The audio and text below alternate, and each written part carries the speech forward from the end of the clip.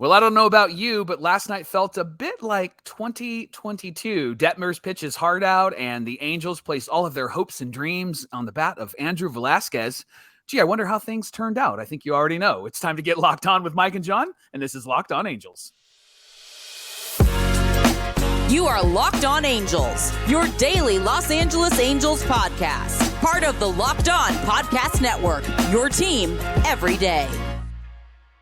Gosh, you know it was a bad night when you're quoting Taylor Swift. Hey, thanks for making Locked On Angels your first listen of the day. You can find us anywhere you get your podcast, including Apple Podcasts, Spotify, and on SiriusXM by searching Locked On Angels. And the best way to help us out is by giving us a rate and a review. And those watching on YouTube, make sure that you're subscribed and click the bell to be notified every time a new episode drops. And today's show is brought to you by the Game Time app. You can download the Game Time app right now, create an account, and use our code LOCKEDONMLB for $20 off your first purchase. Last-minute tickets, lowest prices, guaranteed. Thank you for being here for this episode of Locked On Angels, where it's your team every day. You've got the Frisch Brothers here with you, a.k.a. the Super Halo Bros. My name is Jon, and that's my brother Mike. And my name is Mike, and that's my brother Jon. Hey, we are very excited to be talking Angels baseball with you every Monday through Friday, the only place where you're going to find daily coverage of your favorite baseball team. And if you're here after last night's game, they certainly are your favorite baseball team because you're here with us, and we're here, and everything's good. Hey, Locked On Everydayers, join us for Fan Mail Friday. Mike, we got a couple of smart takes already. We want your smart takes about how the Angels are going to finish in the first half. Very excited to go through those and send in your normal questions as well. Hey, on today's show, how can Ohtani lead the Angels to a much needed victory tonight? And what the heck happened with that replay review? We're going to talk about that. But Mike, let's chat about the game against the Dodgers from Tuesday night as the Angels lose this one 2-0. It was a great game, and it was a great game because there were two great pitchers on the mound. One idolized the other. One's going to be a Hall of Famer very, very soon. Over 200 wins already in his career, 9 wins this season, talking about Clayton Kershaw. And my boy, Reid Detmers, Jon, he has just been really great in his last few starts. Last night, 7 innings, 2 hits, no earned runs, 1 walk, and 8 Ks. Looks like a completely different pitcher, doesn't he? He did everything he was supposed to do out there, and he did everything right, and he looked like a stud going pitch for pitch with Clayton Kershaw. That was awesome. Loved that Gubaza said he was reading hitters. He was watching what they were swinging at and the pitches they were having a tough time with, and he decided, I'm going to throw them again.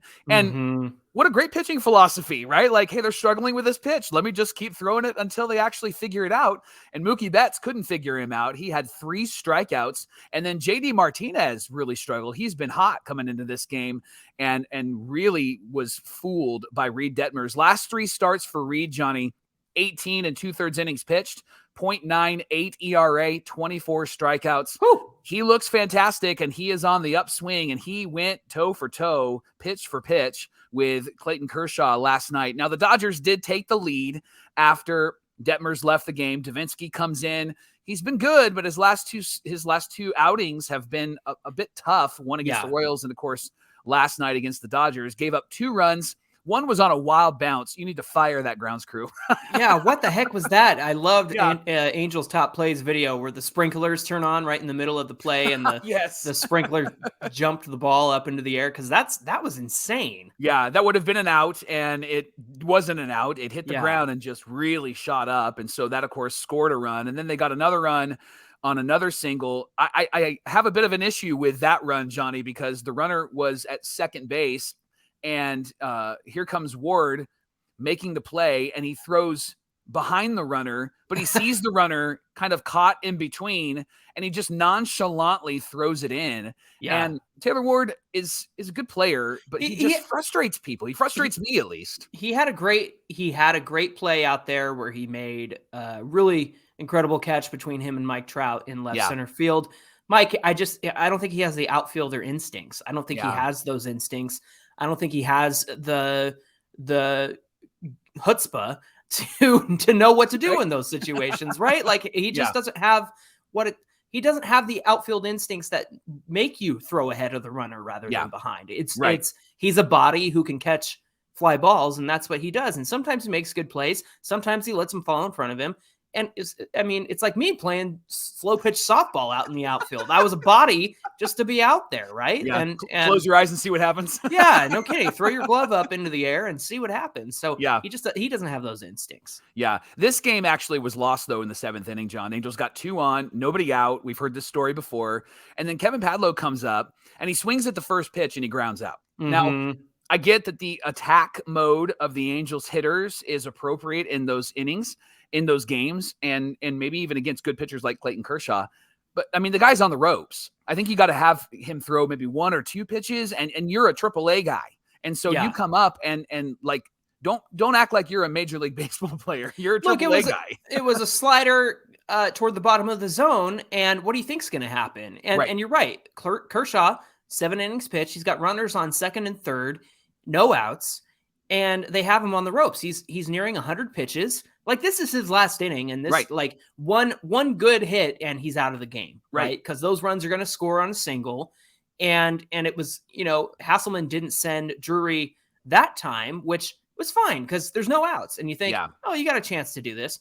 So Padlo swings on the first pitch. He grounds out. Wallach puts up a battle, but he strikes out. Yep. Rengifo takes a walk after a good battle.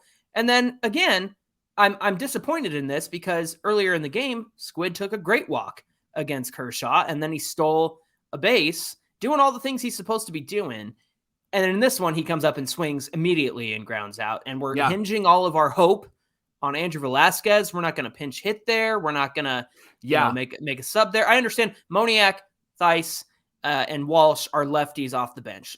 Obviously, you can't go to him. You got Stefanik. Stefanik's supposed to be doing everything that Gio Urshela is doing, and that includes making contact. God forbid you put in the guy who just had a 62-plus on-base streak in the minor leagues going back to last season. At the very least, he could have taken a walk, and that's exactly what Padlo and Squid didn't do. Take walks. Don't take a couple of pitches at least, because you have Hall of Famer Clayton Kershaw on the ropes, and it might as well make him work a little bit. You did him a favor, and you didn't get the ball in the air. And that's what Padlo and Wallach should have done. And Velasquez needed to make contact. At least he made contact. But the thing is I think that in this moment, Phil Nevin chose defense over offense because he didn't want to lose Velasquez's glove at shortstop. Heck, I think you got to go for it here. It's Clayton freaking Kershaw. You're not in the lead. Like, it doesn't matter.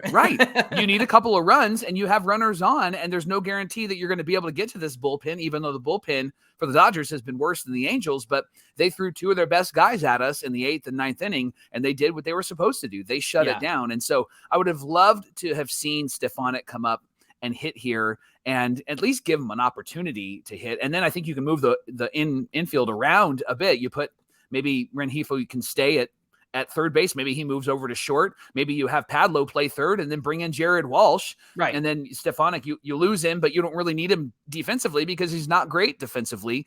You give him an opportunity to make contact here. And they just didn't do that. It just felt like 2022 all over again, especially with this top-heavy lineup, right? It felt like the bottom half of the lineup was like, oh, dear God, why are we here again? This is just terrible. And it makes you miss Zach Neto. It makes you miss Rendon because that lineup is stretched out when those 2 guys are in there. Man, I would have paid a whole lot of money to have Zach Neto up against Clayton Kershaw with the bases loaded. That would have been a whole lot of fun. And if he grounded out, I would have been like, well, hey, he gave it his best shot, right? He would have grounded out at 95 plus miles an hour, right? It wouldn't have been a dink little squib into the infield. It would have been an actual squib. It would have been a hard ground out, which is what we need in that moment because you never know what can happen. But that was super frustrating. And Mike, we talked about yesterday how the Angels needed to get to Kershaw quickly. Yep. And he's going to do Kershaw things. And they were able to get to him a couple of times in this game. He had 5 hits. And one of those moments was when the call was overturned on Brandon Drury. And we're going to talk about that in our next segment. So we'll get to that coming right up. But first, the Angels are back at it tonight, 6:38 Pacific time, against the Dodgers. You can catch every pitch of the Angels' hometown broadcast with SiriusXM on the SXM app. Just search Angels. Locked On Angels is brought to you by the Game Time app. With the Game Time app, buying tickets is fast and easy. You can forget planning months in advance. Game Time has deals on tickets right up until the day of the event. You can get exclusive flash deals on tickets for football, basketball, baseball, concerts, comedy, theater, and more. The Game Time guarantee means that you'll get the best price and event cancellation protection. On the Game Time app, you can buy tickets in a matter of seconds, 2 taps and you're set. You can see the images of your seat before you buy, and that way you'll know exactly what to expect when you arrive. Tickets are sent directly to your phone. You don't have to dig through email. And if you find tickets in the same section and same row for less, Game Time will credit you 110% of the difference. So grab tickets without all of the stress with the Game Time app. Download the Game Time app right now, create an account, and use the code LOCKEDONMLB for $20 off your first purchase. There are some terms that do apply. Again, create an account and redeem $20 off your first purchase with our code LOCKEDONMLB. Download the Game Time app right now. Last minute tickets, lowest prices guaranteed. Thanks for making Locked On Angels your first listen of the day. Hey, Locked On Everydayers, join us for Fan Mail Friday. We need your smart fan takes on the Halos and where they're going to finish at the All-Star break. Where are they going to be by the time we get to the Midsummer Classic? Hey, the Angels are playing those Dodgers at 6:38 Pacific time tonight. Trying to get an hour early. I don't know why. That'd be great. 6:38 Pacific time. Catch every pitch of the Angels hometown broadcast on SiriusXM with the SXM app. Just search Angels. 3 minutes and 22 seconds.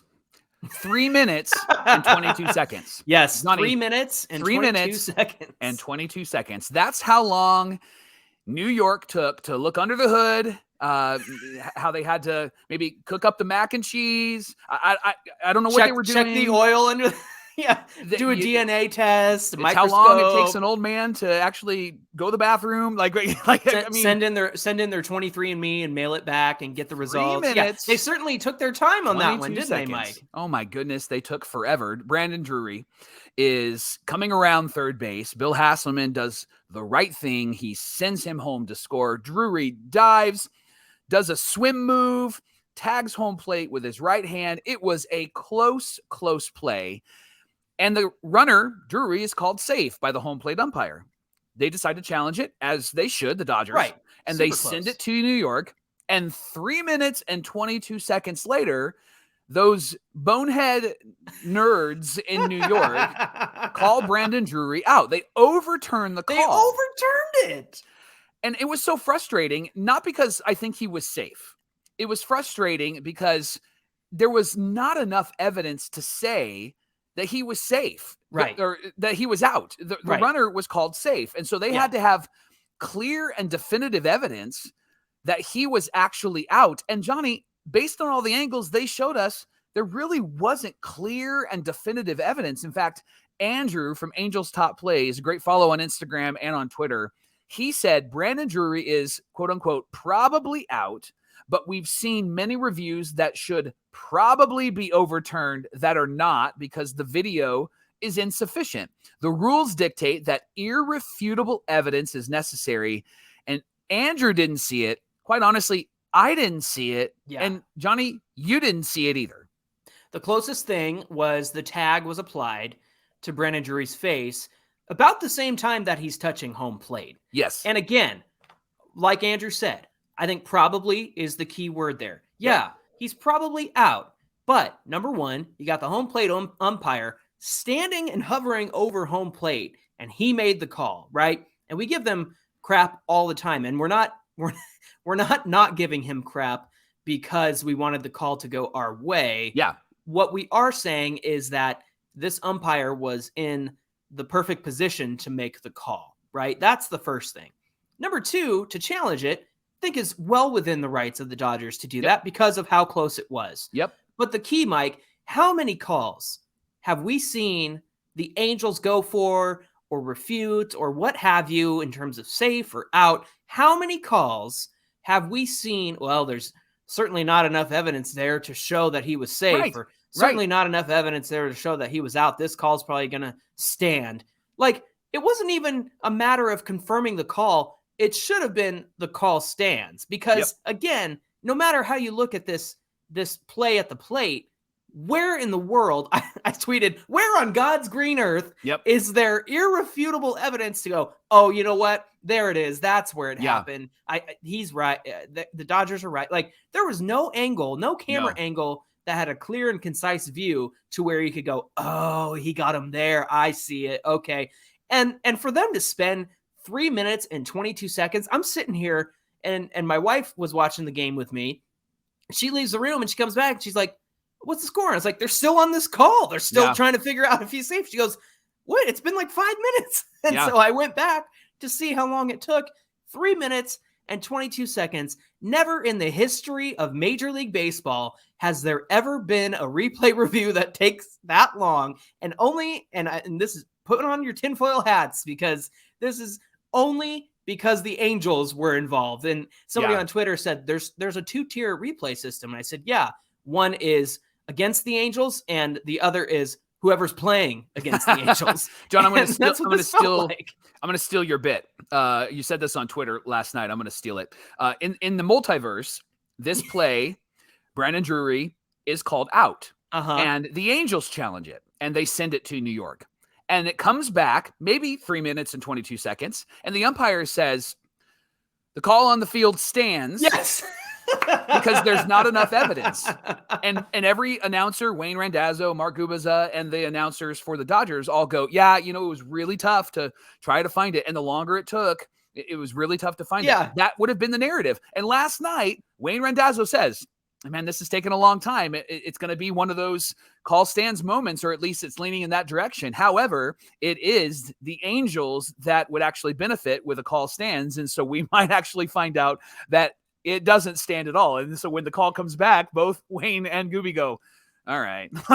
They were just frustrated. But that's what exactly would have happened if this was reversed, right? And in another multiverse, there's a timeline where we retain Torrey Hunter and we re-sign Zach Greinke and we don't sign Josh Hamilton. And Artie sells. And Artie sells, right? Yeah, exactly. Yeah. Hey, that wasn't the only bad call on Tuesday night. Look, this one goes into our favor because the Rangers lost. But Jonah Heim tagged out a runner at home. It was a White Sox player. I forget who it was.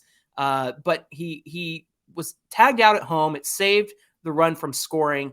They review it to see if he touched the plate or not. But then they decide in Manhattan that Jonah Heim was blocking the plate. Yes. And replay showed it was the normal, usual baseball play. John, it was ridiculous. So those on YouTube, you're watching this on audio, this will be hard to follow, but like watch me. You can narrate what's happening, John, but I'm going to back up just a second. Like, Mike's backing up. He's standing there. He's standing up. He's got one knee down, like near home plate. The other one's up. And the runner has a great path, a great lane right here to slide in. And Jonah Heim doesn't even. I'm back. Jonah Heim doesn't even have any extra effort to tag him out. Yeah, he puts the glove down, and the guy slides into his glove. And I mean, it was easy, easy. And then they of course they're challenging it. I get all that, but then New York goes, you know what?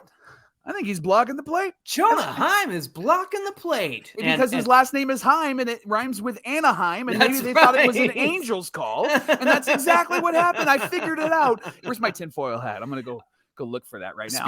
Speaking of that call, our friend Bryce Paterick over at Locked On Rangers had a fantastic tweet about that, and he said umpires will just make blatantly wrong calls instead of just going to therapy. And I think that's the perfect way to put it. Yeah. Why am I out of breath? Because I just stood up. I don't know. Oh, boy, brother, we got to get in shape, man.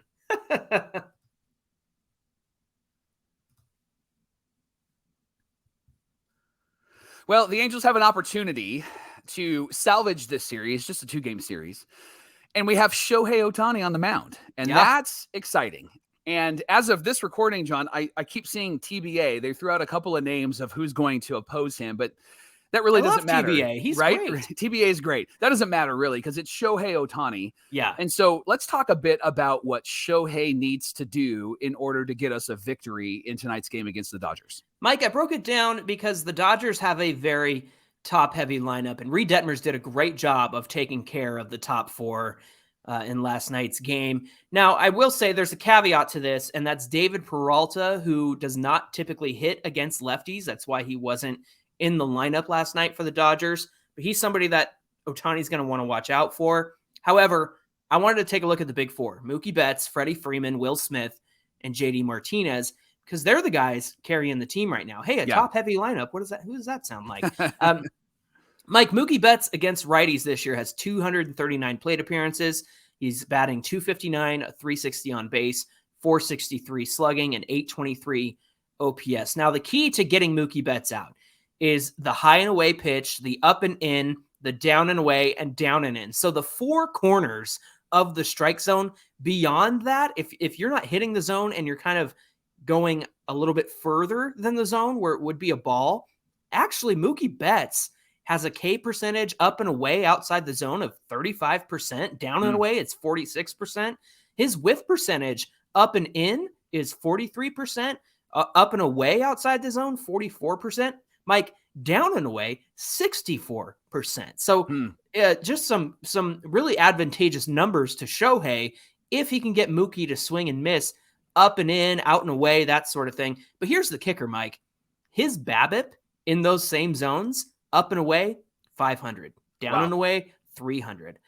Down and in, 400.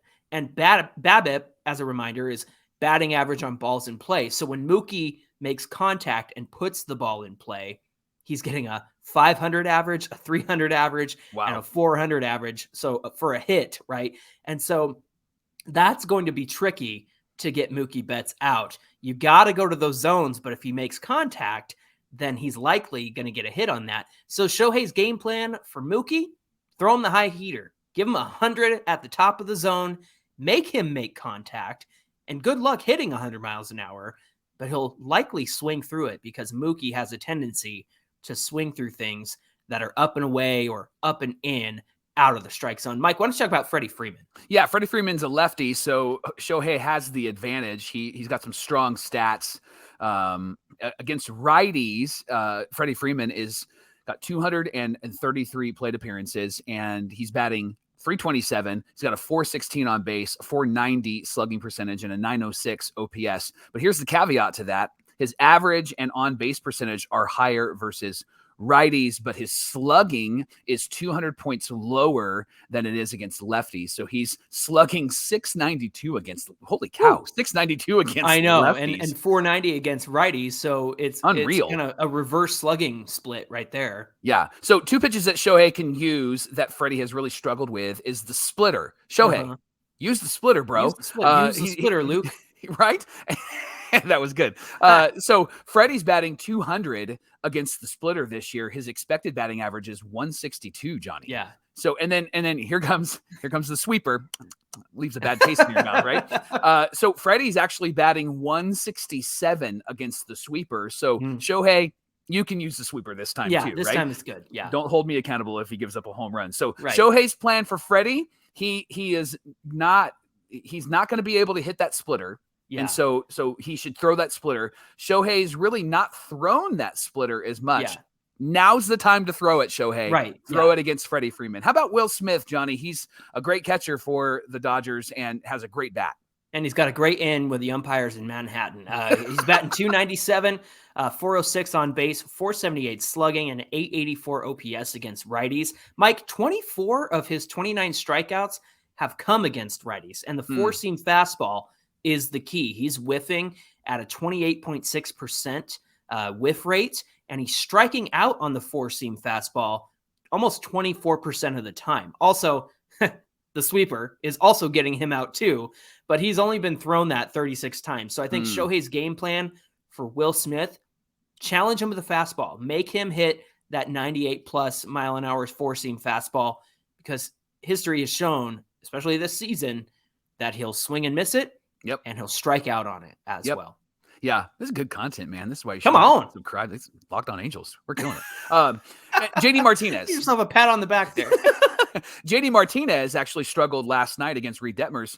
He's the only Dodger that has actually faced Shohei, and it was when he was on the Red Sox. So JD versus Shohei, 9 at-bats, 3 hits, 2 doubles, 3 Ks, no walks, a .333 batting average, 300 on base, a .556 slugging, and an .856 OPS. JD is a complicated guy because he's got a high chase rate, whiff rate, doesn't draw a lot of walks, but when he makes contact, he makes contact. Yes. He can really crush it. We saw the that four-seam last night. fastball, right? The four-seam fastball is a good example. His K percentage on that is 31.5. He's swinging and missing on it 28.1% of the time. But he's batting .275 and slugging .681 on the four-seam. So, Johnny, what should be the plan against JD Martinez for Shohei Ohtani? Okay, the first thing, no cookies, no fastball cookies. I don't care. I don't care if it's 95. I don't care if it's 98. I don't care if it's 102. And Shohei does that like he has the tendency to do. No cookies, because if that thing is center cut on a plate, like a prime rib, medium rare, he's going to hit it and he's going to crush it. So I'm sorry. Again, you have to get him to swing and miss. And so I think that the advantage for Shohei is to get JD out with the off-speed pitches, stick with the off-speed stuff, and then put the out pitch, the pitch that's going to put him away for the strikeout, put it down and away, because JD does have a tendency to chase. So again, this is Ohtani's very first time facing the Dodgers as a starting pitcher. It's going to be really fun. I'm looking forward to seeing what he can do. I hope that he can go out there and get us a win. And I hope the Angels can come through and deliver on offense for him. If not, Ohtani helps himself out in this one, which is always fun to see. So again, don't miss out on this game. Ohtani's very first start against the Dodgers tonight. Thanks for making Locked On Angels your first listen of the day. The Angels do play those Dodgers at 6:38 Pacific time, and you can catch every pitch of the Angels' hometown broadcast with SiriusXM on the SXM app. Just search Angels.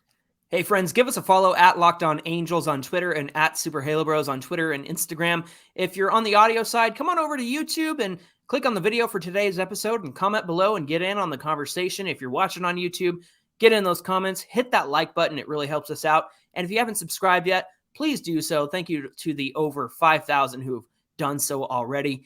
Actually, we feel like we're really rolling. So if you would subscribe, that'd be really great. Hey, Mike, what do we have on deck for tomorrow's show? So on YouTube 2 days ago, A's fan Danny West was watching our show, and he commented and said, the A's, they're killing me. And so he said, I'm looking for a new team. And he told us he's considering the Halos. So Danny, welcome. But Angel fans, what should Danny know? So we're going to take a segment tomorrow, and we're going to let him know what he should know. I think last night is a good example of what he needs to know. What he needs to prepare for. That sometimes it's hard over here, right? Like sometimes it's difficult to be an Angel fan. So if you want to comment below here on YouTube, and if you're on the audio side, come on over to YouTube.